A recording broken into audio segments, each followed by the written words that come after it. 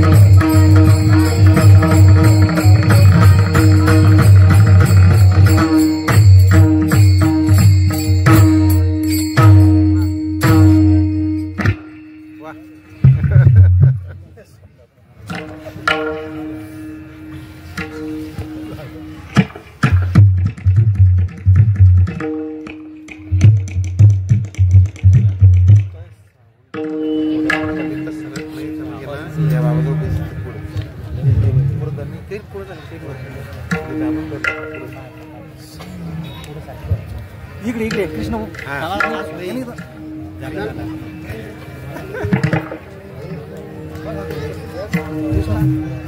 तीस सेकंदाचे 2-3 व्हिडिओ बनव ना दीदीचे मग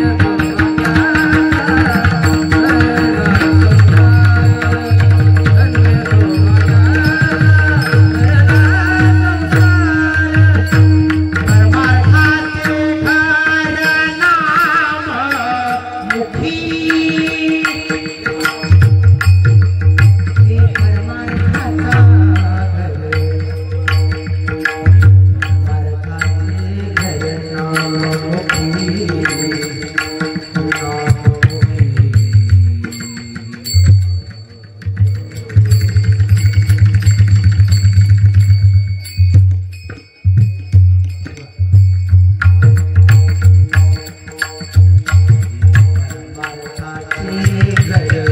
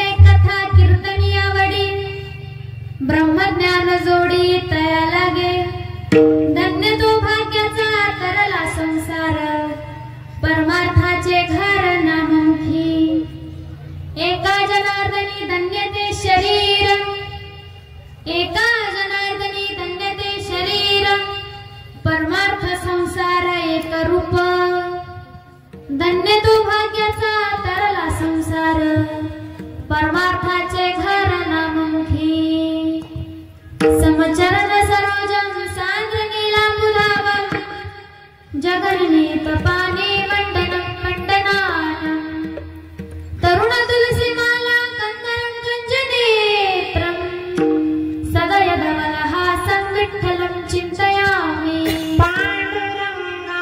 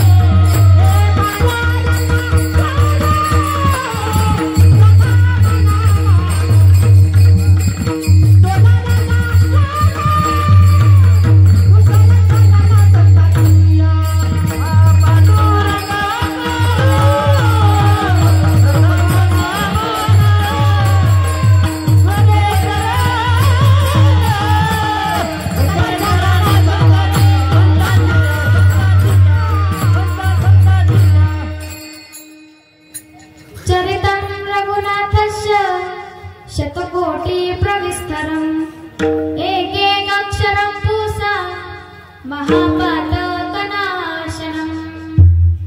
श्री गुरुचरण सरोज रज निज मनु मुकुरु सुधारे बरनहु रघुवर विमल जसु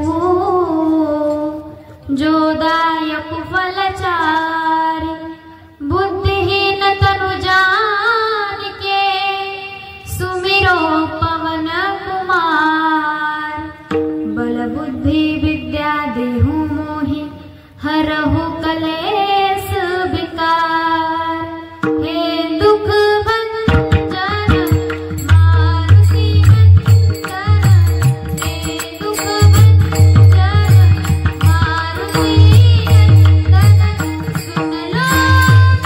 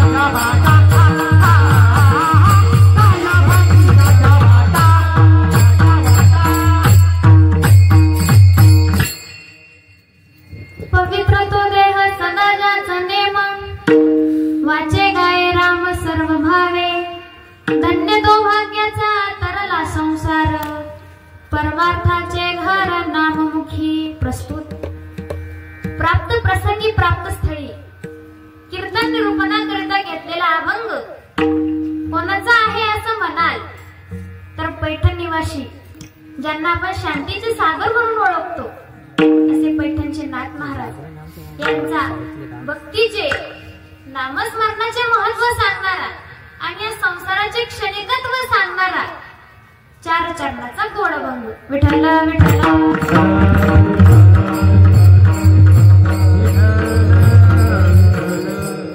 भक्ती जीवनाच्या माध्यमातून आत्मस्वरूपाची वाटचाल करणाऱ्या सर्व भाविकांच्या सहवासात भगवान वडेश्वराच्या कृपा छत्राखाली तुमच्या या पावन आणि पवित्र आंबोली नगरीमध्ये समापन्न होत असणाऱ्या या देवदुर्लभ भक्ती महोत्सवात चौथ्या दिवसाचं कीर्तन पुष्प सर्वांच्या सहकार्यातून माझ्या वाट्याला आलं आणि या कीर्तन सेवेला साथ संगत करणारे गुणवान मंडळी गायनाचार्य मला गुरुस्थानी असणारे रमेश महाराज सोनवणे, दीपक महाराज, कृष्ण महाराज, ऋषिकेश महाराज, सर्वच मंडळी यांच्या आवाजाला हिमालयाची उंची आणि कोकिळेच्या आवाजाचा गोडवा आहे का नाही? ज्यांच्या मृदंग वादनापुढे डीजे देखील फिका पडेल दोन्ही मृदंगाचार्य एक सोडून दोन रत्न सापडले तुम्हाला. तुमच्या गावचे भूमिपुत्र सोमनाथ महाराज, बाहेर गावचे सागर महाराज, दोन्ही गावातले रत्न यांच्या मृदंग वादनापुढे डीजे देखील फिका पडेल असं एकापेक्षा एक चांगली महाराज मंडळी तुम्हाला सापडलेली. अजून टाळकरी एक नाही दोन नाही तर 3 चोपदार अजून माझ्या कीर्तनाला उपस्थित असणारे, विशेष म्हणजे मला गुरुस्थानी असणारे आमच्या लोणवडीचे भूमिपुत्र असणारे आनंदगिरी महाराज हे सुद्धा माझ्या कीर्तनाला आज उपस्थित आहे. अजून बंसी महाराज हे सुद्धा माझ्या कीर्तनाला उपस्थित आहे. अजून बरेच मांदियाळी माझ्या कीर्तनाला डोक्यात बसत नाही, म्हणून माझं कोणी राग धरू नका.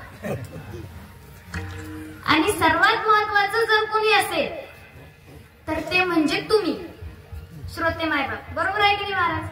अहो हे ऐकणारे म्हणूनच आपल्या सारख्याला थोडीफार होती किंमत आहे. जर हे ऐकणारेच नसतील आणि तिथं 10 लाखाची साऊंड सिस्टीम आहे, गोड गाणारे गायक आहे, विद्वान असा कीर्तनकार आहे, महाराष्ट्रात ज्याचं नाव आहे असे मृदंगाचार्य आहे, हे सगळे, पण तिथं कोण नाही महिला मंडळी. तिथे जर ऐकणारेच नसतील, श्रोतेच नसतील, तर या सगळ्यांच्या कलेवर, यांच्या विद्वत्तेवर, यांच्या गुणावर पाणी फिरत असतं. म्हणून ज्याप्रमाणे गायक, वादक, कीर्तनकार, माईक सिस्टीम महत्वाची असते, अगदी त्याप्रमाणे ऐकणारे श्रोते सुद्धा तेवढेच महत्वाचे असतात. म्हणून ही समस्त सभा साधू संतांची, महामुनी विरक्तांची, पंडित पाठक ज्ञानी यांची या सकाळशी विनवणी, श्री संतांची माथा चरणावणी.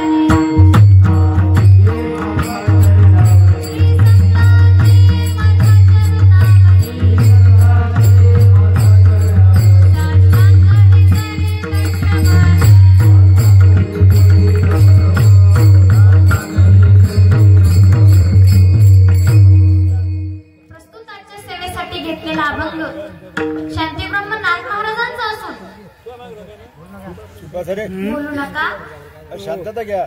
अभंगाचा भावार्थ सुरू झाला, लक्ष देऊन ऐका. या अभंगाचा सरळ सरळ भावार्थ सांगायचा झाला तो म्हणजे असा. या अभंगामध्ये नाथ महाराज आपल्याला सांगतात, महिला मंडळी, की या भूतलावर करोडो मानवजात जन्माला येते आणि करोडोनं मरते. मग काय त्या प्रत्येकाचे शरीर काही पवित्र असते का बरं? पुरुष मंडळी, जन्माला येणाऱ्या प्रत्येकाचं शरीर काही पवित्र असतं बाबा? नाही. तर नाथ महाराज सांगतात, पवित्र फक्त त्यांचे शरीर आहे. कोणाचे? तर जे सदा सर्वकाळ भगवंताच्या नामाचं अखंड चिंतन करतात. पवित्र तो देह सदा ज्याचा नेम. कोणता नेम? वाचे गाय राम सर्व भावे.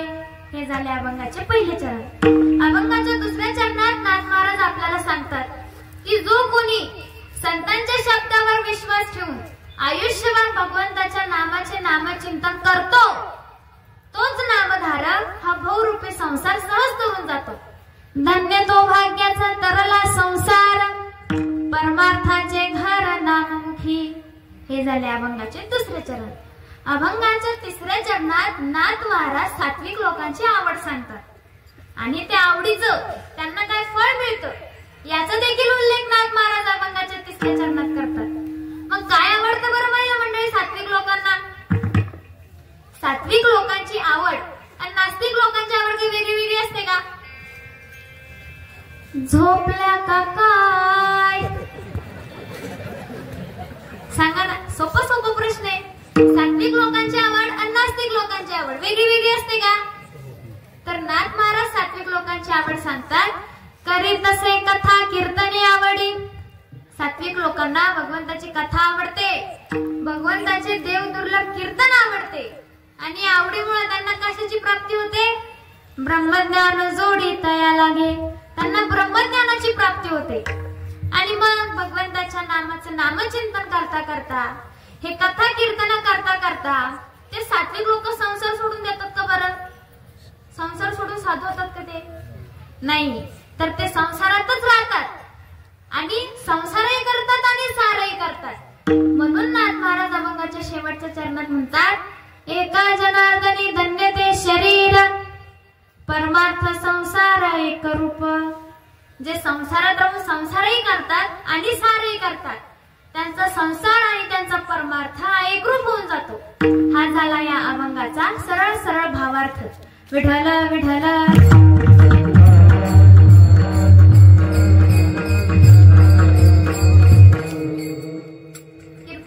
सुरुवात करण्याबद्दल ही कीर्तन सेवा किंनिमित्त नाही. सर्व श्रोत्यांना माहिती जरी असलं तरी कीर्तनकाराचं वक्त्याचं सांगणं आद्य कर्तव्य असतं. म्हणून तुमच्या या पावन आणि पवित्र भगवान वडेश्वराच्या कृपाछत्राखाली अंबाई नगरीमध्ये समापन्न होत असणारा हा अखंड हरिनाम सप्ताह व श्री ग्रंथराज ज्ञानेश्वरी पारायण सोहळा व संगीतमय शिव महापुराण कथा सोहळा आणि या देव दुर्लभ सोहळ्यातील 4थ्या दिवसाचं कीर्तन पुष्प सर्वांच्या सहकार्यातून आणि विशेष म्हणजे निवृत्ती महाराज बनकर यांच्या माध्यमातून माझ्या वाट्याला आलं. हा तुमच्या मनाचा मोठेपणा आहे. आणि खरंच बर का, जे मनानं मोठे असतात तेच माझ्यासारख्या एका 14 वर्षाच्या मुलीला, एका महिला कीर्तनकाराला तुमच्या मोठ्या सप्ताहामध्ये कीर्तन सेवा करण्याची संधी देतात. याच्यावरूनच कळतं की तुमचं मन किती मोठं. नाहीतर जे अप्रबुद्धीचे असतात त्यांना महिला कीर्तनकाराचं नाव जरी घेतलं तरी त्यांना ऍलर्जी असते. बऱ्याच ठिकाणी पाहिलं मी की नुसतं महिला कीर्तनकार म्हटलं, काही गावांना महिला कीर्तनकारांची ऍलर्जी असते, पण तुमचं गाव त्यातलं नाही. आणि विशेष म्हणजे तुमच्या गावची एक गोष्ट खूप आवडली बरं का मला. कोणती माहितीये का? की अन्नदानाला जेवढी पब्लिक असते तेवढीच कीर्तनाला पब्लिक असते. नाहीतर बाबा आम्ही असं कीर्तनाला फिरतो बर का श्रोते माय बाप, आम्ही असं कीर्तनाला फिरतो तर आम्हाला बऱ्याच ठिकाणी अनुभव आला की पंक्तीला पब्लिक 4 ते 5 हजार आणि कीर्तनाला पब्लिक हातावर मोजणं इतके काय 20-25 म्हातारे आणि 30-35 म्हातारे. पण तुमचं गाव त्यातलं नाही.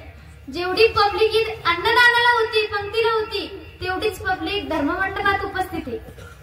काही पुरुष मंडळी धर्ममंडपाच्या बाहेर बसले, नाहीतर ही जागा पण भरून निघली असती. आणि अजून विशेष म्हणजे तुमच्या सप्ताहाची पत्रिका जर तुम्ही बघितली तर तुमच्या असं लक्षात येईल की तुमच्या या मोठ्या सप्ताहामध्ये 1 नाही, 2 नाही तर 3 महिलांचे कीर्तन आहे. हे खूप विशेष आहे. खास तर माझ्यासाठी, एका महिला कीर्तनकारासाठी हे खूप विशेष आहे की तुमच्या सप्ताहामध्ये 3 महिला कीर्तनकारांचे कीर्तन आहे. म्हणून तुम्हाला द्यावे तेवढे धन्यवाद कमी आहे. तुमच्या गावाचं कौतुक करावं तेवढं थोडं आहे. आणि मी काही तशी खूप मोठी कीर्तनकार नाही बर का, खूप मोठी ज्ञानी नाही, विद्वान नाही, पंडित नाही. मी तर आपली पायीचे वाहन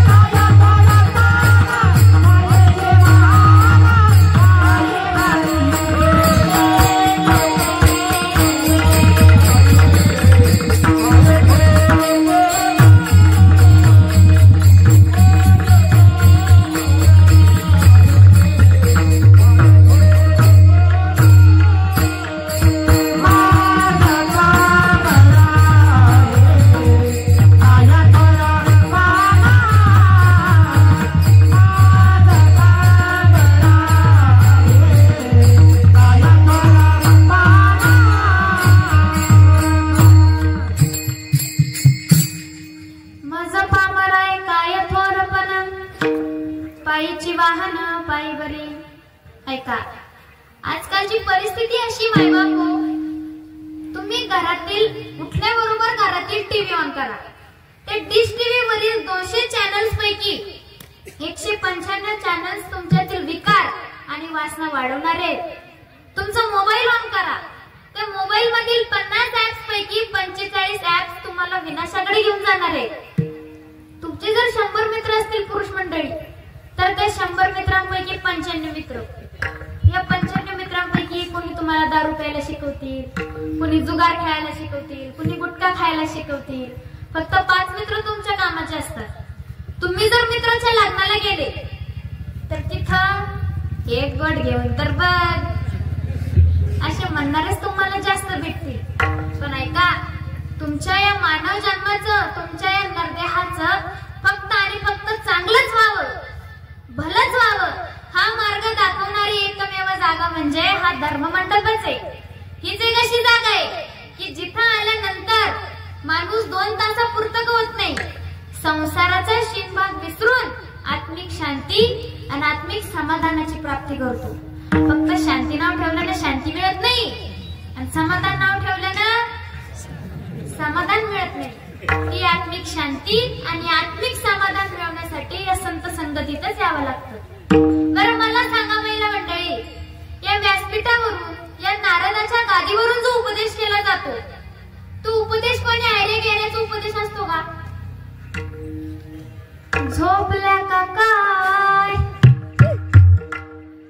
तुम्हाला माझी भाषा कळत नाही का? बरं मी इंग्लिश मध्ये पण बोलत नाही. सांगा ना, नारदाच्या गादीवरून जो उपदेश केला जातो, तो उपदेश आयऱ्या गेल्याचा उपदेश असतो का? नाही. तर भगवंताने आणि संतांनी सांगितलेल्या विचारांचाच उपदेश या ठिकाणाहून केला जातो. संतांनी जे अभंग लिहिले, संतांनी जो उपदेश केला, तो कशासाठी केला असेल बरं? हितावरी यावे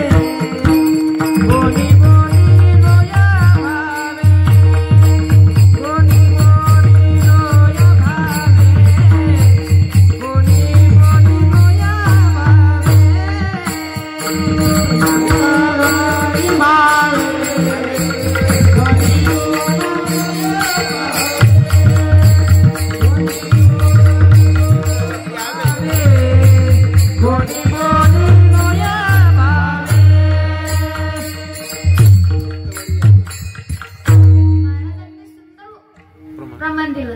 अहो संत महात्मे आपल्या हितासाठी या मृत्यू लोकात आले.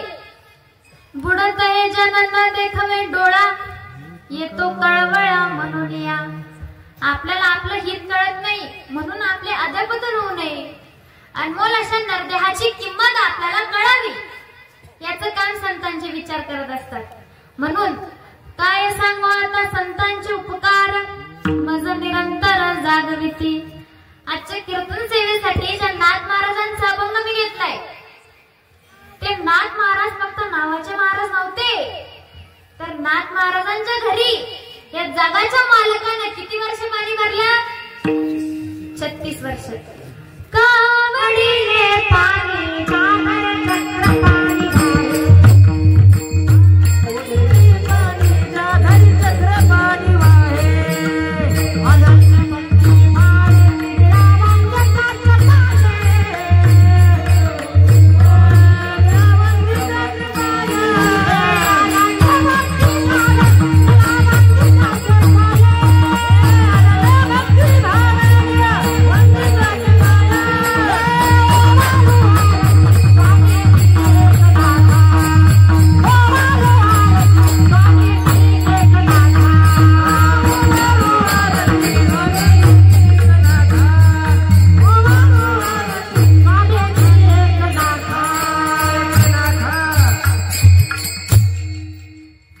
जगाच्या मालकानं नाथ महाराजांच्या घरी 36 वर्ष कावडीनं पाणी भरलं. 36 वर्ष हा जगाचा बाप नाथ महाराजांच्या घरी नवकरासारखा राबला. आणि आपल्या घरी महिला मंडळी साधी रोजदारी सुद्धा 2 दिवस टिकत नाही.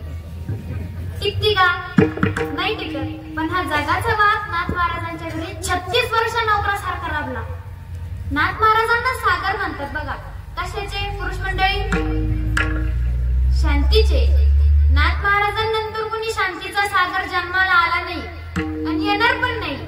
नाथ महाराजांच्या शांतीला कोणी भंग करू शकला नाही. एकदा काय झालं बरं का बंसी महाराज, असंच एका ठिकाणी मी कीर्तनात सहज म्हटलो की नाथ महाराजांनंतर कोणी शांतीचा सागर जन्माला आला नाही किंवा येणार नाही, असं एका कीर्तनात मी म्हटलो. तेव्हा माझे शब्द ऐकताच त्या गावचा एक माणूस असा ताडकन उठला आणि मला म्हणाला, हो ताई असं म्हणू नका की नाथ महाराजांनंतर कोणी शांतीचा सागर जन्माला आला नाही आणि येणार नाही, असं म्हणू नका.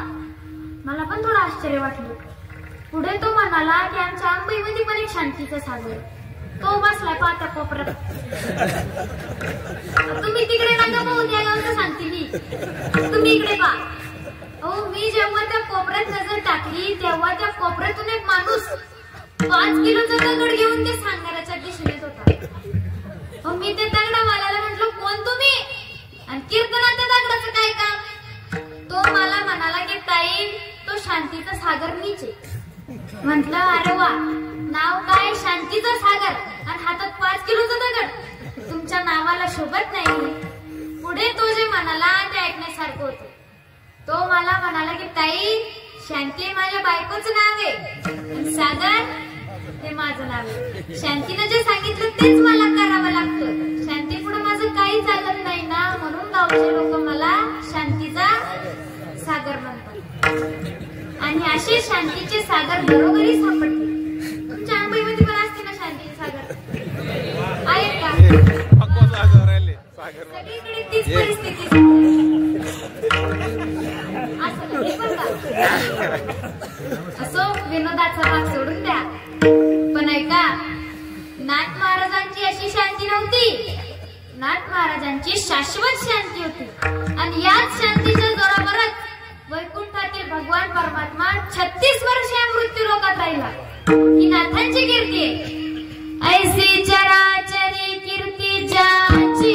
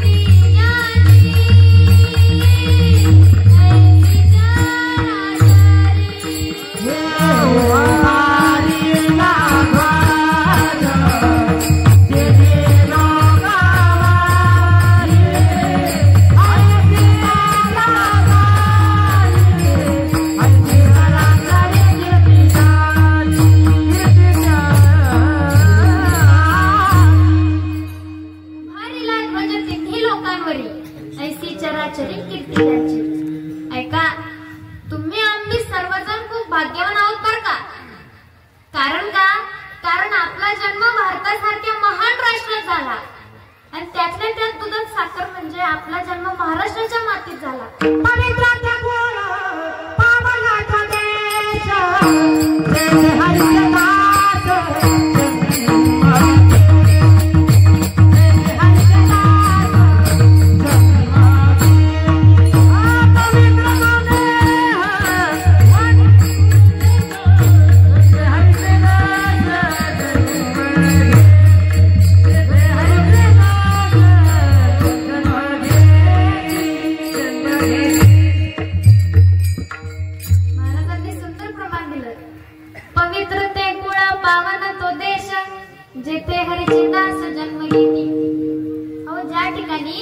भगवंताचे भक्त जन्म घेतात त्या भक्तांच्या भक्ती, ज्ञान, वैराग्य आणि कर्मयोगाने तिथल्या मातीचा कण आणि कण हा पवित्र बनतो.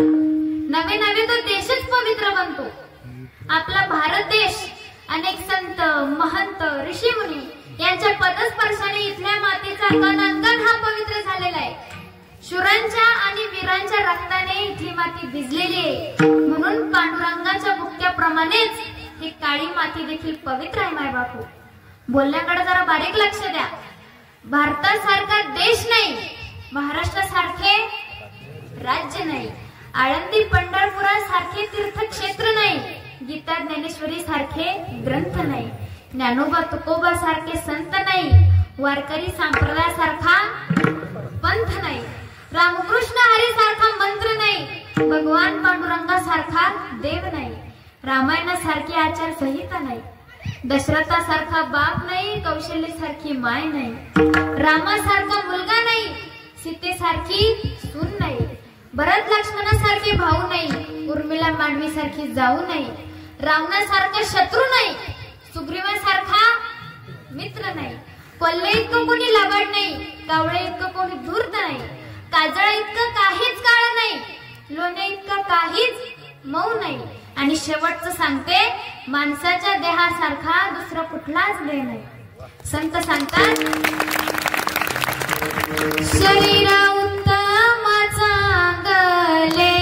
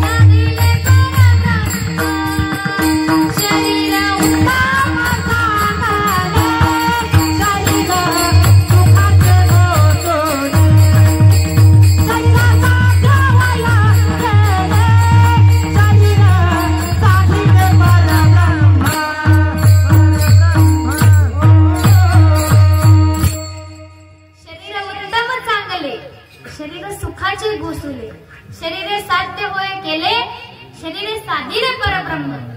आपलं भारतीय वैदिक हिंदू सनातन शास्त्र असं सांगतं की आपला हा जो मानव जन्म आहे ना, हा काही पहिला जन्म नाहीये. तर हा मानव जन्म मिळवण्यासाठी आपल्याला हजारो वर्ष वाट बघावी लागली. 84 लाख मुलींचा प्रवास या जीवाला करावा लागला. मग हा जन्माचा प्रवास काही सहज झाला असेल का बरं सोमनाथ महाराज? 84 लाख मुलींचा प्रवास काही सहज झाला असेल का? तुम्हाला उदाहरण देऊन समजून सांगते, म्हणजे तुमच्या लगेच लक्षात येईल. समजा भुकेने व्याकुळ झालेलं एखादं कुत्र आपल्या घरात शिरलं आणि त्या कुत्र्यानं भाकरीच्या टोपलीतून एखादी भाकर उचलली, तर आपण काय करू बरं? आपण धावत जाऊन अगोदर एखादं दांडकं घेऊन येऊ. महिला मंडळी, आपण काय करू? आपण धावत जाऊन अगोदर तुपाची बरणी घेऊन येऊ आणि त्या कुत्र्याला म्हणून, मोठी दादा तूप लावून खाता का? नामदेव महाराजांसारखंच करून आपण, महिला मंडळी, नामदेव महाराजांसारखंच करणार ना तुम्ही? नाही, आपण धावत जाऊन अगोदर एखादं दांडकं घेऊन येऊ आणि दोन्ही हाताने त्या कुत्र्याच्या कंबरड्यात टाकू.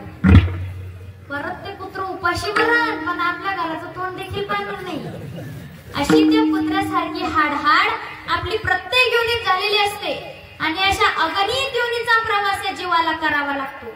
अहो संत आपल्याला पुरावा देतात, दुरोनी आलो मी गा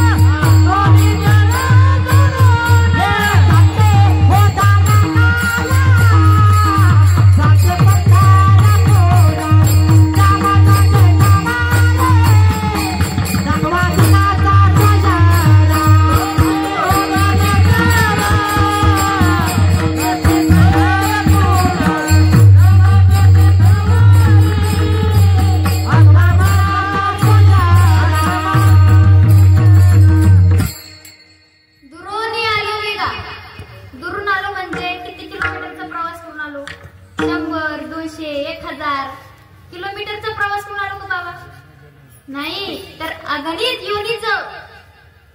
योनीचा प्रवास करत करत आपण इथपर्यंत आलो. मग कुठे हा मानव जन्म आपल्याला मिळाला, पण मिळाला कशासाठी हेच माणसाला कळत नाही. ज्या कामासाठी आपल्याला हे शरीर मिळालं ते काम बाजूलाच राहिलं म्हणजे नको करायला होतं ते काम करण्यात भलतंच आपलं आयुष्य आपण खर्च करत असतो. माऊली ज्ञानोबा म्हणतात, करणेचेनी नव्हे ते भलतेची करी. अरे संसार तर कुत्र्या मांजराच्या जन्मात देखील करता येतो. महिला मंडळी, आपण संसार करतो यात काही नवल नाही. बरं, संसार म्हणजे नेमकं काय? आपण ज्याला संसार म्हणतो ते म्हणजे मुलाबाळांना जन्माला घालणं, त्यांना लहानाचं मोठं करणं, त्यांची पोटा पाण्याची सोय करणं, त्यांची राहण्याची सोय करणं आणि शेवटी मरणं, यालाच म्हणतात ना संसार. झोपला का काय बाई, तुम्ही तर अशा बघताय माझ्याकडं जसं मी की गुन्हा करून आले तिकून. सांगा ना, तुम्हाला माझी भाषा कळत नाही का बरं? इतकी काही दूरची नाही मी. सांगा ना, आपण यालाच म्हणतो ना संसार. मग असा संसार तर कुत्रे मांजरे देखील करतात. ते आपल्या पिल्लांना जन्माला घालतात, लहानाचं मोठं करतात, त्यांची पोटा पाण्याची सोय करतात. मग माणसात ते विशेष आहे की नाही? माणसात जर काही विशेष असेल तर ते म्हणजे माणूस भगवंताच्या नामाचे भजन करू शकतो. दुसऱ्या कोणत्याच प्राण्याला भगवंताच्या नामाचं नामचिंतन करण्याची अक्कल आहे का? अहो, ती अक्कल फक्त माणसाला आहे. याची देगडे देवाचे भजन आणि काही ज्ञान नाही कोठी. भगवंताच्या नामाचे नामचिंतन करण्याची अक्कल फक्त माणसाला आहे आणि त्याच्यासाठीच आपल्याला हा देह मिळालेला आहे. देवे दिला देह भजना गोमटा, तोया झाला फाटा बांधिकेचा. अहो, संत हेच सांगतात की तुम्ही संसार करू नका, तर तुम्ही काय करा? संतांनी जे अभंग दिले, संतांनी जो उपदेश केला, त्या उपदेशामध्ये तुकोबरायांनी अनेक संतांनी आपल्याला संसार करायला सांगितलं का बरं? नाही, तर संतांनी महत्व कशाला दिलं? संतांनी परमार्थाला, भगवत भक्तीला महत्व दिलं. संतांनी आपल्याला जागृत करण्यासाठी आंधळे, पांगळे, मुका, अजून वासुदेव, पिंगळा लिहून ठेवला. काय काय लिहून ठेवलं? कशासाठी? आपल्याला जागृत करण्यासाठी की तुम्ही संसाराच्या नादी लागू नका, तर तुम्ही काय करा? परमार्थ करा. पिंगळा देखील हेच सांगतो. काय सांगतो पिंगळा?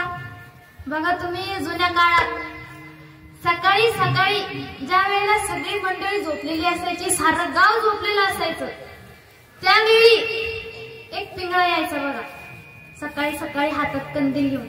त्याच्या हातात कंदील असायचा. का बरं असायचा कंदील?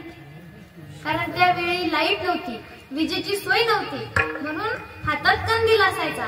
आणि तो पिंगळा घरोघरी जाऊन हाच उपदेश करायचा की तुम्ही काय करा?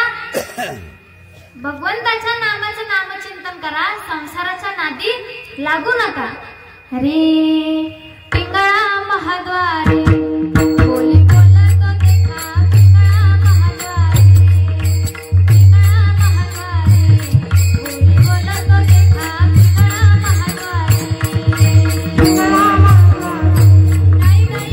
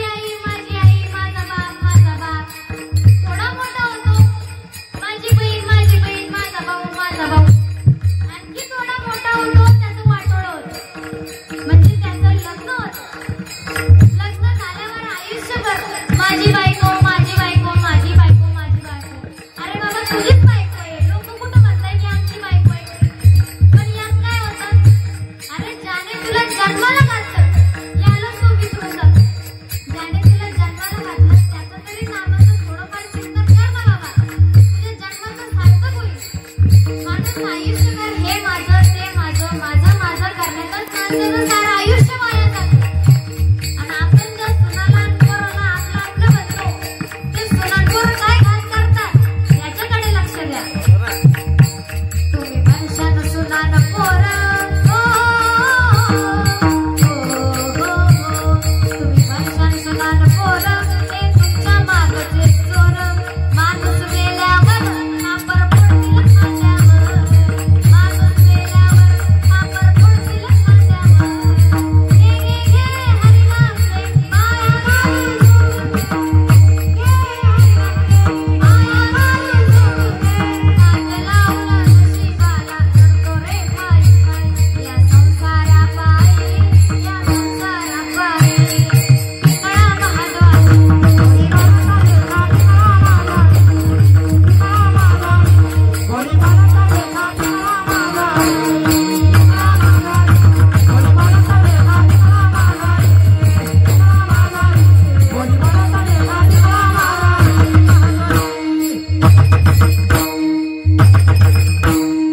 बघा संतांनी आपल्याला हेच सांगितलं. बघा संतांनी कशाला किंमत दिली?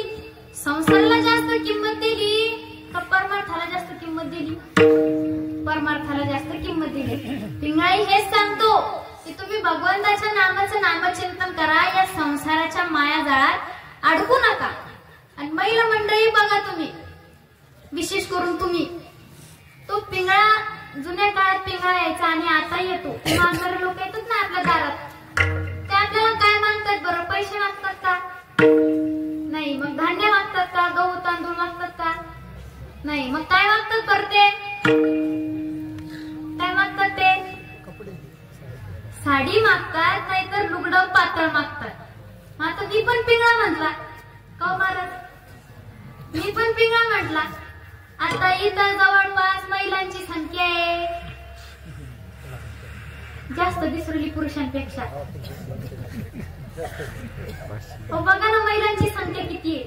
आता इथे बसलेल्या प्रत्येक महिलेने जर ठरवलं की ताईंनी पिंगळा म्हटला मला ताईला साडी द्यायची, तर बघा मला किती साड्या जमा करायला लागतील. कोण कोण देणार बरं मला साडी? करा बरं वरती हात. कोण कोण देतील मला साडी? खूप मोठं मन आहे गाड्या तुमच्या आंब्याच्या महिला मंडळीचं. असं जाऊ द्या, तो विनोदाचा भाग सोडून द्या. पिंगळ्याने आपल्याला हेच सांगितलं, संतांनी हे सांगितलं की तुम्ही संसाराच्या नादी लागू नका, तर तुम्ही काय करा? भगवंताच्या नादी लागा. कारण तुकोबारा आपल्याला सांगतात की संसार काही कामाचा नाही. फलकट तो संसार येथे सार भगवंत. हा संसार फलकट आहे आणि फलकट अशा संसारामध्ये फक्त आणि फक्त भगवंतच सार आहे. म्हणून माणसाने या मानव जन्मात आल्यानंतर फक्त माणूस राहून काही उपयोग नाही, तर माणसाने स्वतःच्या जीवनामध्ये परिवर्तन घडवलं पाहिजे. या संत संगतीत येऊन आपल्या जीवनात परिवर्तन घडवलं पाहिजे. तर कसं घडवलं पाहिजे? उदाहरणार्थ माझ्या हातात कापसाचा पोळा आहे तर नाही, पण समजाल काय हरकत आहे? माझ्या हातात काय आहे? कापसाचा पोळा. पुरुष मंडळी काय माझ्या हातात? कापसाचा पोळा. आता मला सांगा, या कापसाच्या पोळ्यानं जर ठरवलं की मी कापूस म्हणून जन्माला आलो ना, तर कापूस म्हणूनच राहणार. यात काही अर्थ आहे का बरं? या कापसाच्या पोळ्याला आपण पवित्र म्हणू का महिला मंडळी? नाही. तर या कापसाच्या पोळ्यानं अगोदर स्वतःची वात बनवून घ्यावी. कारण नुसत्या पोळ्यापेक्षा कापसाच्या वातीला जास्त किंमत असते, बरोबर? पुढे त्या वातीने फक्त वात बनवून न राहता तेलाशी किंवा तुपाशी संपर्क करावा. आता मला सांगा, कोरड्या वातीला जास्त किंमत आहे का तेलात भिजलेल्या वातीला जास्त किंमत आहे? तेलात भिजलेल्या वातीला जास्त किंमत आहे. पुढे त्या वातीने फक्त तेलात भिजून न राहता अग्नीशी संपर्क करावा. आता मला सांगा, नुसत्या तेलात भिजलेल्या वातीला जास्त किंमत आहे का पेटलेल्या वातीला जास्त किंमत आहे? पेटलेल्या वातीला जास्त किंमत आहे. पुढे त्या वातीने फक्त पेटून न राहता स्वतः जळून देवाला किंवा संतांना ओवाळून घ्यावं आणि मग ती दिव्यातली पेटलेली वात देवाच्या मूर्ती समोरून अशी एकदा जरी फिरवली आणि त्या पेटलेल्या वातीच्या अग्नीची नुसती हवा जरी मस्तकावरून फिरवली तर आपल्या मनात प्रसन्नता प्रगट होते का नाही? मग मला सांगा, या कापसाच्या पोळ्यानं जर ठरवलं असतं की मी कापूस म्हणून जन्माला आलो तर कापूसच राहणार, यात काही अर्थ होता का? अहो कापसाला तर गाड्या भरणारे लोक पायानं तुडवतात, पण दिव्यातल्या वातीला कोणी पायानं तुडवतं का? नाही तुडवत. ज्याप्रमाणे दिव्यातली वात कापसाची जरी असली तरी तिच्यात पवित्रता निर्माण होते, अगदी त्याप्रमाणे तुमच्या आंबईमध्ये किंवा जगभरात गाड्याच्या गाड्या भरून लोक आहेत, पण काय ते प्रत्येकाचे शरीर पवित्र आहे का? नाही. तर नाथ महाराज आपल्याला सांगतात पवित्र फक्त त्यांचे शरीर आहे. कोणाचे? तर जे सदा सर्व काळ भगवंताच्या नामाचं अखंड चिंतन करतात. अभंगाच्या पहिल्या चरणात पवित्र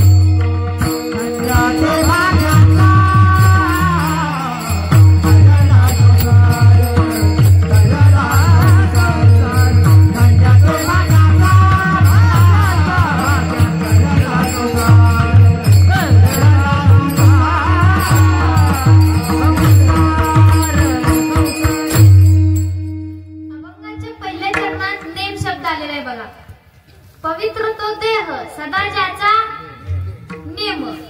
तर नेम म्हणजे काय बरं? नियमितता, अखंडता, सातत्य म्हणजे नेम. आता आपण सर्वजण नेम पाळत नाही असं नाही बरं का, आपण पण नेम पाळतो. पण आपले नियम कोणते? जसं काही लोकांना सकाळी उठल्याबरोबर एखादी देशीची क्वार्टर मारल्याशिवाय त्यांना जमत नाही. हा त्यांचा काय पुरुष मंडळी नेम आहे. अजून जसं काही लोकांना सकाळी उठल्याबरोबर तंबाखूला चुना लावल्याशिवाय त्यांना जेवणच जगत नाही. हा त्यांचा काय नेम आहे. अजून जसं काही लोकांना सकाळी उठल्याबरोबर बिडीचं दुपट काढल्याशिवाय त्यांचं पोटच मोकळं होत नाही. हा त्यांचा काय नेम आहे. अजून बघा बऱ्याच लोकांचा असा नेम आहे की त्यांना बाजाराच्या दिवशी किलोभर काळ्या पन्नीत आणल्याशिवाय त्यांना दुसरं जेवणच गोड लागत नाही. हा त्यांचा काय नेम आहे. पण आपल्याला संत उपदेश करतात की अरे असे मूर्ख सारखे काय नेम पाळतोस? पाळायचंच असेल तर अवीट अशा हरिनामाचा नेम पाळ. नित्य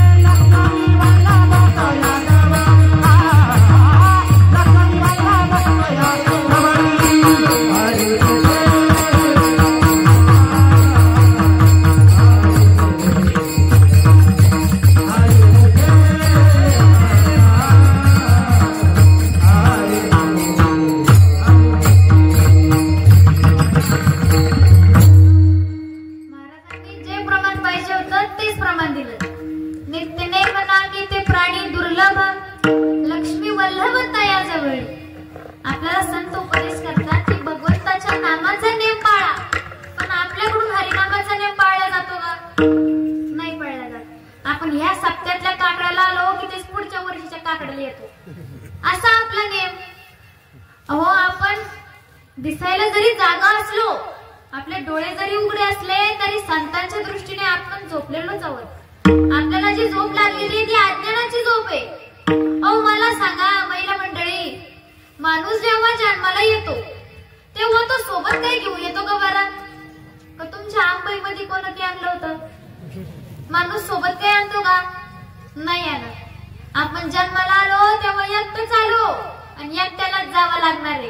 अहो संत सांगतात, येणे एकले हो जाणे ही शेवाटी, येणे एकले हो जाणे ही शेवाटी, येणे एकले हो जाणे ही शेवाटी, येणे एकले हो जाणे ही शेवाटी,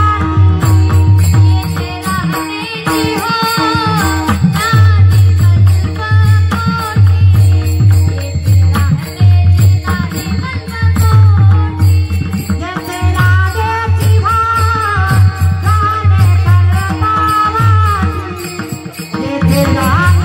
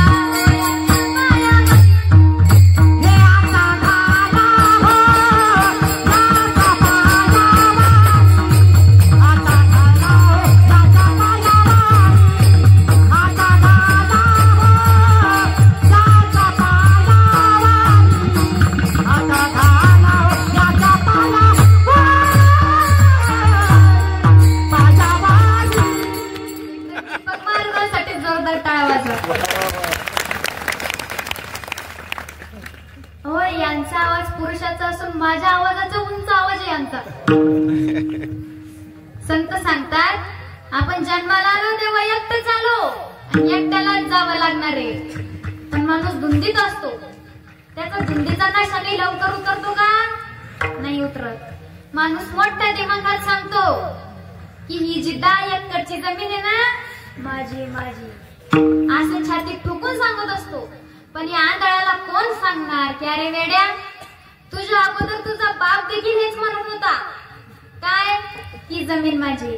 बापाच्या अगोदर आजोबा हेच म्हणत होता ही जमीन माझी. अरे असे कितीतरी या जमिनीला माझं माझं करता करता मसनात गेले. आजामेला पंजालेला बाबा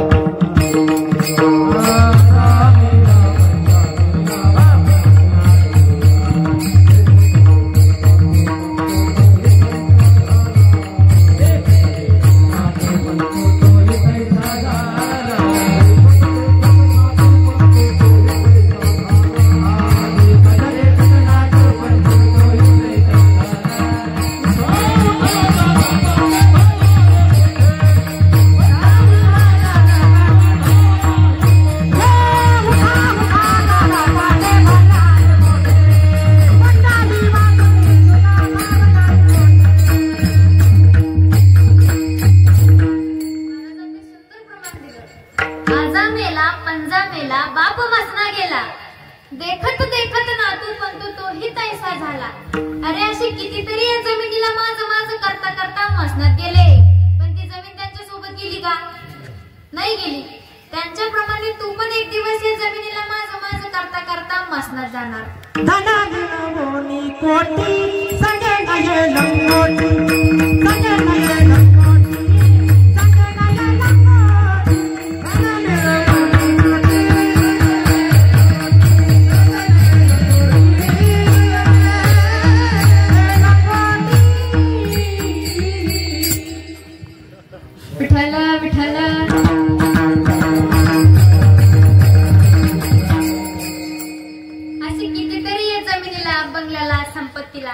माझं माझं करता करता मसनात गेले, पण ती जमीन संपत्ती बंगला त्यांच्यासोबत काही गेलं का? नाही गेले. त्यांच्याप्रमाणे तू पण एक दिवस या जमिनीला माझं माझं करता करता मसनात जाणार. मग ती जमीन तुझ्या मुलाकडे जाणार, मुलगा मेल्यावरती नातवाकडे जाणार. हे ठरलेलंच आहे. म्हणून तू विनाकारण तुझी बुद्धी चालवू नको. विनाकारण या जमिनीला बंगल्याला संपत्तीला घरादाराला माझं माझं करू नको. तर तू एक काम कर. काय काम कर? संत चरणी भाव धरा, क्षणोक्षणा नामस्मरण. अरे बाबा हो, आपल्याला आपले हित कळत नाही. म्हणून जो संतांच्या शब्दावर विश्वास ठेवून आयुष्यभर भगवंताच्या नामाचे नामचिंतन करतो, तोच नामधारक हा भवरूपी संसार सहज तोडून जातो. अभंगाच्या दुसऱ्या चरणात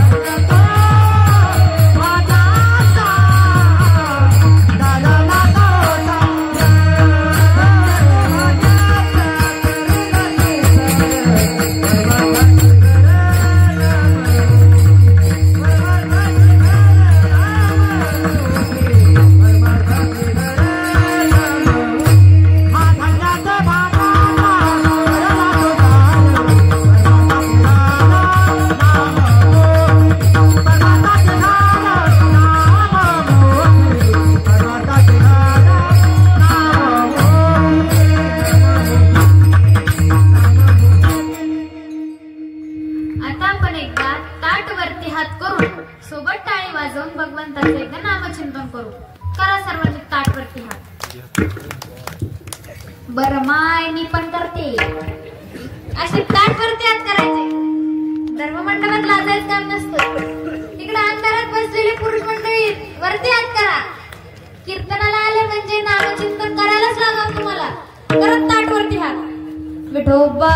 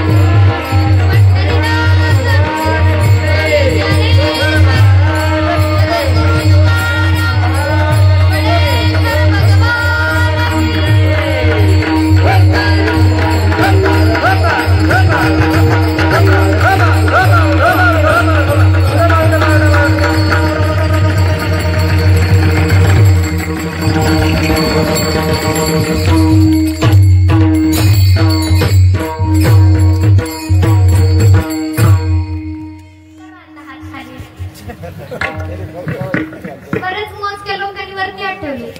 खाली गाबर गेली महिला मंडळी. भजन संपण्याच्या अगोदर असं जाऊ द्या. अभंगाच्या दुसऱ्या चरणात नाथ महाराज आपल्याला सांगतात, धन्य सौभाग्याचा तरला संसार, परमार्थाचे घर नाममुखी. ज्याची वाणी निर्मळ आहे, दुसऱ्याचं भलं व्हावं असंच जे बोलतात. ज्या तोंडात भगवंताचं नाम आहे त्या तोंडाला मुख हा शब्द आहे. म्हणून तर संत म्हणतात, येणे मुखी तुझे वर निघून नाम. देवा या मुखातून फक्त तुझंच नाव निघू दे. आणि देवाच्या तोंडाला श्रीमुख म्हणतात.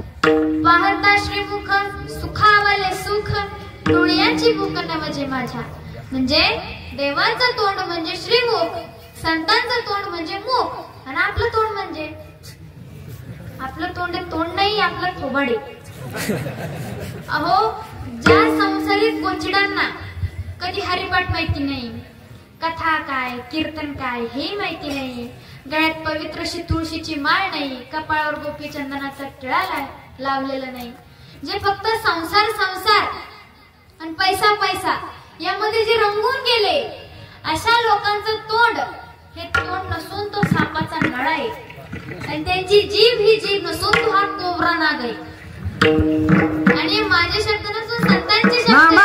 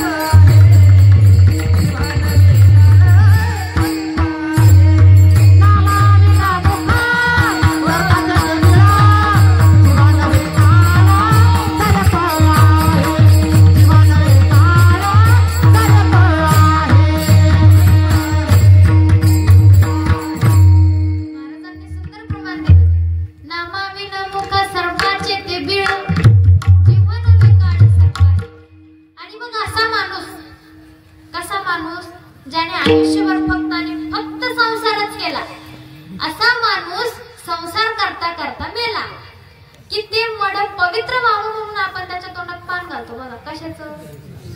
तुळशीचं पान घालतो. काय उपयोग आहे का बरं तुळशीचं पान घालून? अहो, ज्या माणसानं आयुष्यभर फक्त आणि फक्त कोंबडे बकरेच खाल्ले, अशा माणसाच्या तोंडात पवित्र असं तुळशीचं पान घालून उपयोग नाही. तर अशा माणसाच्या तोंडात कोंबडीचे पख नाहीतर बोकड्याचा खुर्रा घातला पाहिजे. खरंय का नाही? अहो, अशा लोकांना पाहून नाथ महाराजांना देखील राग आला. ज्यांना आपण शांतीचे सागर म्हणतो, अशा शांतीचे सागर असणाऱ्या नाथ महाराजांना देखील राग आला. आणि नाथ महाराज म्हणतात की असा माणूस जन्माला आल्याबरोबर मेला का नाही? भक्तीविना पशु कशाची वाढला, सटवीने नेला कायचा नाही. विठ्ठल विठ्ठल.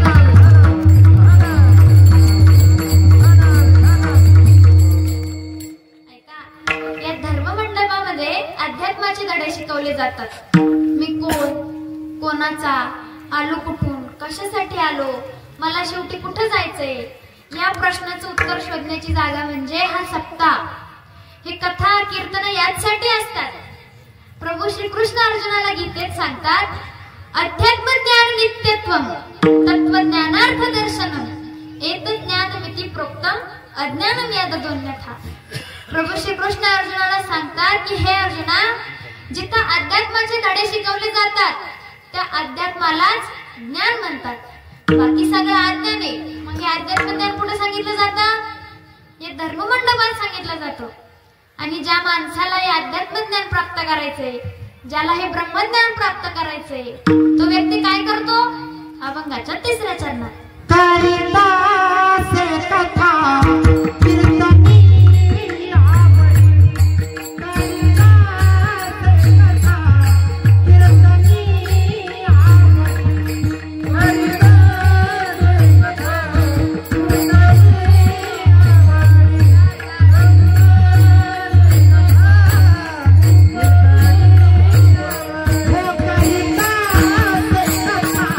Yeah.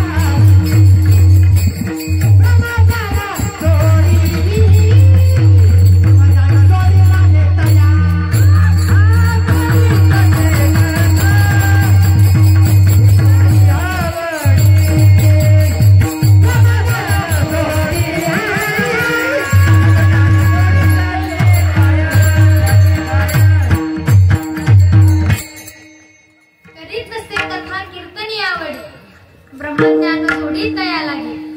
ऐका, या धर्ममंडपात येण्याची इच्छा व्हायला, देवाबद्दल आवड निर्माण व्हायला सुद्धा 1-2 नव्हे तर अनेक जन्माचं पुण्य पाठीशी असावं लागतं. मग कुठे नकळत आपले पाय आपल्याला या धर्ममंडपाकडे ओढत आणत असतात. हा अनुभव संतांना देखील आला. म्हणून संत म्हणतात, जन्मोजन्मी आम्ही बहु पुण्य केले तेव्हा या विठ्ठलने कृपा केली. किंवा माऊली म्हणतात, बहुत सुकृताची जोडी म्हणून विठ्ठली आली. बघा तुम्ही, ताप आणि ताप यामध्ये जास्त फरक नाहीये. बघा, समजा एखाद्या पेशंटला जर ताप आलेला असेल तर अन्न गोड लागतं का? झोपल्या का काय? सांगा ना मावल्यानं, सांगा ना. अहो, साधा साधा प्रश्न आहे. ताप आल्यावर जेवण करावंसं वाटतं का? नाही करा वाटत. ज्याप्रमाणे अंगात जर ताप असेल तर अन्न गोड लागत नाही, अगदी त्याप्रमाणे अंगात जर पाप असेल तर हे कथा कीर्तन गोड लागत नाही. म्हणून गावात एवढा मोठा भव्य दिव्य असा सोहळा चालू आहे आणि जर एखाद्याला इकडे येण्याची इच्छाच होत नसेल, समजून चालायचं तो कोण आहे? पापी. आणि अशा पापी लोकांचे घर धर्ममंडपाच्या शेजारी जरी असले तरी ते या संत संगतीपासून दूर राहतात. तुम्हाला एक उदाहरण देऊन समजावून सांगते, म्हणजे तुमच्या लगेच लक्षात येईल. हो, मला सांगा, गाईचं दूध कसं असतं बाबा?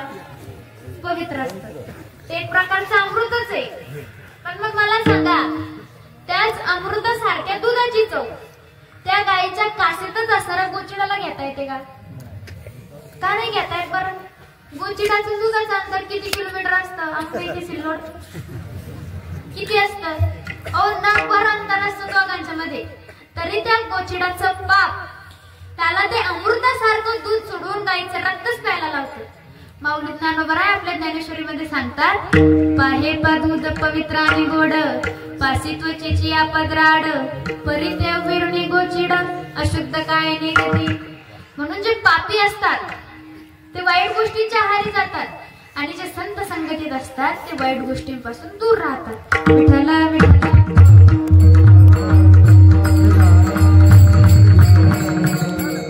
म्हणून या मानव जन्मात आल्यानंतर मायबाप हो, संत आपल्याला उपदेश करतात की परमार्थ केला गेला पाहिजे आणि त्यातल्या त्या दुधात साखर म्हणजे तरुणपणात परमार्थ केला गेला पाहिजे. तरणा भाग्यवंत नटे हरी कीर्तनात, म्हणजे कीर्तनात तरुण मुलं मुली शोभतात. मग म्हाताऱ्या माणसांनी कीर्तन गायचं नाही का बाबा? कीर्तनात जर फक्त तरुण मुलं मुली जर शोभत असतील मग म्हाताऱ्या माणसांनी कीर्तन गायचं? अहो, जरूर यायचं. पण बरेच म्हातारे कीर्तनाकडे कधी वळले? जेव्हा आयुष्याची 60-70 वर्ष निघून गेली तेव्हा ते कीर्तनाकडे वळले. जेव्हा तारुण्य होतं तेव्हा मी और मेरी बाई कोण बाकी सबका ऐको असंच होतं. जेव्हा जवानी होती तेव्हा याने कधी एकादशी चतुर्थी पाहिली नाही, कधी आषाढी कार्तिकीची वारी नाही. गावात जर कथा कीर्तन चालू असतील तर हा म्हणतो त्या भोंग्याचे तोंड तिकडे फिरवा. आणि आता मुलं मोठे झाले, मुलांचे लग्न झाले, सुना घरात आल्या, आता याला झोपायला जागा राहिली नाही आणि मग हा धरतो मंदिराची वाट. असे बरेच म्हातारे अर्ध्याच्या वरती आयुष्य निघून गेल्यानंतर परमार्थाकडे येतात. एकदा काय झालं बरं का महाराज, असंच एका ठिकाणी माझं कीर्तन होतं. कीर्तन झाल्यानंतर एक 70-80 वर्षाचे आजोबा माझ्याकडे आले आणि मला म्हणाले, बाई अयोध्या, या वर्षीच्या सप्त्यात मला माळ घालायची. म्हणलं, बाबा एवढे उशिरा माळकरी होण्याची इच्छा तुम्हाला कशी काय झाली? बाबा मला म्हणाले, आता आशिवी तोंडात 32 राहिली नाही, कडक नळ्या मला चावत नाही. म्हणलं, त्यापेक्षा माळकरी झालेलं बरं. असा भामटा परमार्थ असतो काही लोकांचा. म्हणून परमार्थ केला गेला पाहिजे, पण कधी? तरुणपणात परमार्थ केला गेला पाहिजे. आणि नाथ महाराजही आपल्याला हाच उपदेश करतात की जे संसारात राहून परमार्थ करतात, परमार्थात राहून संसार करतात, असा त्यांचा शुद्ध संसार आणि असा त्यांचा शुद्ध परमार्थ हा एकरूप होऊन जातो अभंगाच्या शेवटच्या चरणी. धन्य ते शरीर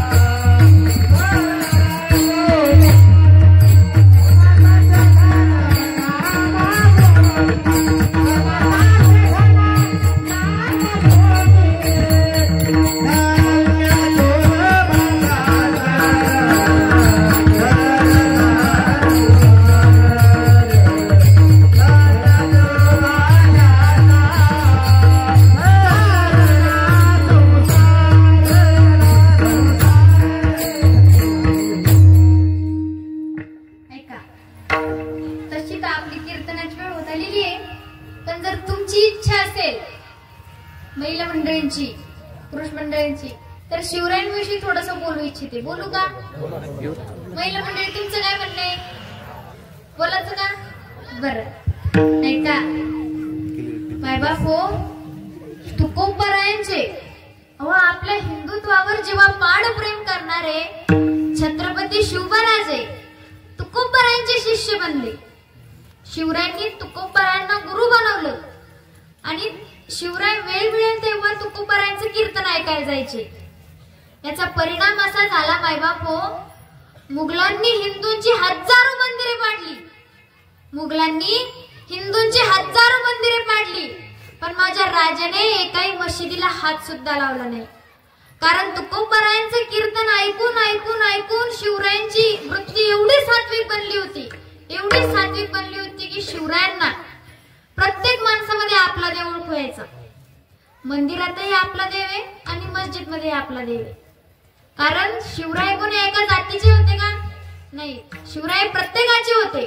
म्हणून मुघलांनी हिंदूंची हजारो मंदिरे पाडली, पण माझ्या राजाने एकाही मशिदीला हात सुद्धा लावला नाही. अशा माझ्या राजाची आपण आता जयंती साजरी करणार आहोत. जरा विचार करा, जरा विचार करून बघा, जर छत्रपती शिवाजी महाराज जर जन्माला आले नसते तर काय झालं असतं बरं? हो, जर छत्रपती शिवाजी महाराज जर जन्माला आले नसते ना, तर आज आपण कीर्तनात नसतो, आपला हिंदू धर्म बुडाला असता. ओ महिला मंडळी, तुमच्या कपाळावर हे जे कुंकू दिसतंय ते कोणामुळे? पण काही जणी म्हणतील आमच्या पतीमुळे. तुमच्या कपाळावर हे जे कुंकू दिसतंय हे तुमच्या पतीमुळे नसून माझ्या छत्रपती शिवरायांमुळे, हे लक्षात घ्या. आणि आताचे तुमचे नाव आहेत ना, कोणते? आरती, भारती, सीता, गीता, यमुना, नर्मदा, भीमा, चंद्रभागा, अनुसया, हे जे तुमचे नाव आहे, जर छत्रपती शिवाजी महाराज जर जन्माला आले नसते तर तुमचे नाव असते आमिना, मोमिना, शमीना, रुखसाना, शाबाना, सुलताना, हेच नाव असते. अहो, छत्रपती शिवाजी महाराज जर जन्माला आले नसते तर माझं सुद्धा नाव असतं हरिभक्त परायण बाल कीर्तनकार यास्मिन फारुकी. गायनाचार्यांचं नाव असतं हरिभक्त परायण गायनाचार्य शेख वशीम, शेख जफर, मिया रहीम, हेच नाव असते. अहो, छत्रपती शिवाजी महाराज जर जन्माला आले नसते तर मृदंगाचार्यांचं सुद्धा नाव असतं इद्रिस जलील आणि फारुख खान. हो मायबाबू, अशीच नाव असते. पुरुष मंडळी, छत्रपती शिवाजी महाराज जन्माला आले म्हणूनच तुमच्या ओठावर मिशी आहे, नाहीतर तुम्हाला सुद्धा असा पुत्तच ठेवा लागला असता. हे लक्षात घ्या. अशा माझ्या शिलवान कीर्तिवान राजाचं एक शौर्य गीत मी तुमच्या समोर सादर करू इच्छिते. करू का पुरुष मंडळी? गीत जर तुम्हाला आवडलं, गीत सुरू करण्याच्या अगोदर तुम्ही टाळ्या वाजवल्या म्हणल्यावर, जर गीत तुम्हाला आवडलं तर गीत झाल्यानंतर टाळ्या नक्की वाजवा. आवडलं तर मग करायचं गीत सुरू. बरं. रे हर हर महादेव, हर हर महादेव, हर हर महादेव. गिरशिखरी किरीटा परी लहरी भगवा ध्वज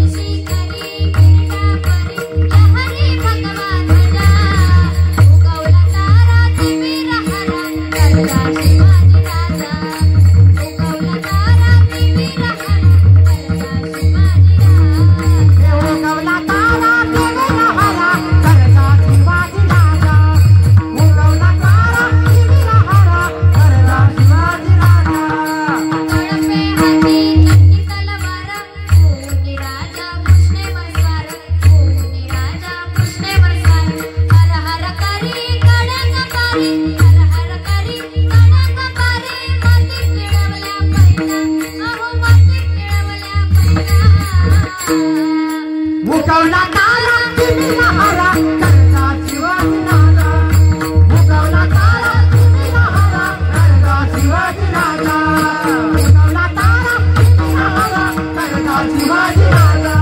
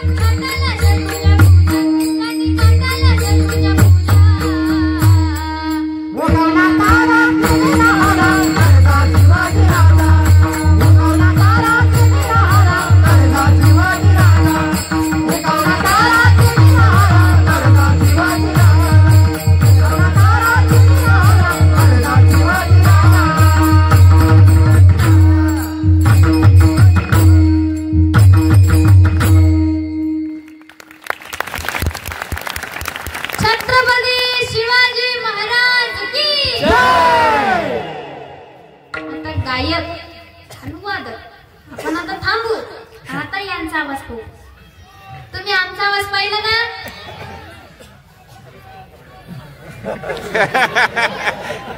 थांबा थांबा, पुरुष मंडळी सगळे मिळून एकदा गर्जना करा. छत्रपती शिवाजी महाराज की जय.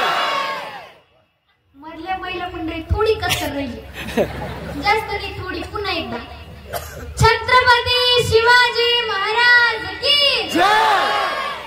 वा वा वा, याला म्हणतात शिवबाचे मावळे. असो, मी माझी झालेली कीर्तन रूपी सेवा पांडुरंगाच्या चरणी, वडेश्वर भगवंताच्या चरणी आणि माझ्या आई वडिलांच्या चरणी अर्पण करून माझ्या वाणीला पूर्ण विराम देतो. ज्ञानेश्वर